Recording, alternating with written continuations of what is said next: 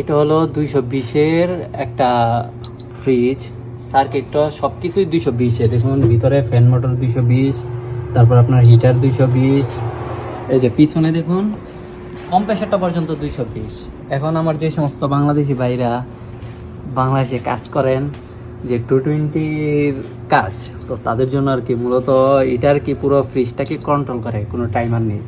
তো এখন যারা ওই সমস্ত মানে নন ইনভার্টার ফ্রিজগুলোর কাজ করেন, এখানে আসার পরে যদি আপনি এরকম একটা সার্কিট পান আর কাজ না করতে পারেন, তখন আপনার ওই কাজটা শিখা, আমার প্রশ্ন হলো এই প্রবাসে আপনি কতটুকু মূল্য পাবেন?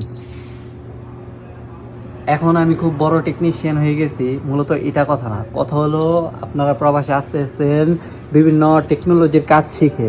এই যে এটা কিন্তু দেখুন পুরো সবগুলাই 220, মানে এখানে কোনো ডিসির কোনো অপশনই নাই, কিন্তু এটা কন্ট্রোল করতেছে পিসিবি দিয়ে। এখন বর্তমানে এই সৌদি আরবের মাঝে এইরকম ফ্রিজগুলাই আর কি বেশি পাওয়া যাইতেছে। তো এখন যারা কাজ করবেন, তো তাদের যদি একটু উপকার হয় যে আপনি একটু ইউনিকভাবে যে 220-র যে সার্কিট বোর্ডগুলো আছে ওইগুলো একটু কাজ শিখে আসেন পাশাপাশি, তখন কিন্তু আপনার জন্য প্লাস পয়েন্ট।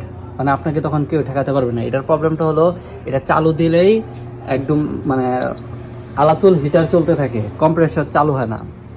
তো এখন এই ফ্রিজটা নিয়ে আপনাদের সাথে মূলত আর কি কথা বলার উদ্দেশ্য। তো যারা বাংলাদেশে কাজ করতেছেন, একটু মনোযোগী এবং সচেতন হয়ে কাজ করেন যে কোন কাজগুলা প্রবাসে প্রয়োজন। অযথা এসি ফিটিংয়ের কাজ শিখা লাভ নাই, কারণ এই প্রবাসে এসি ফিটিং কেউ করে না।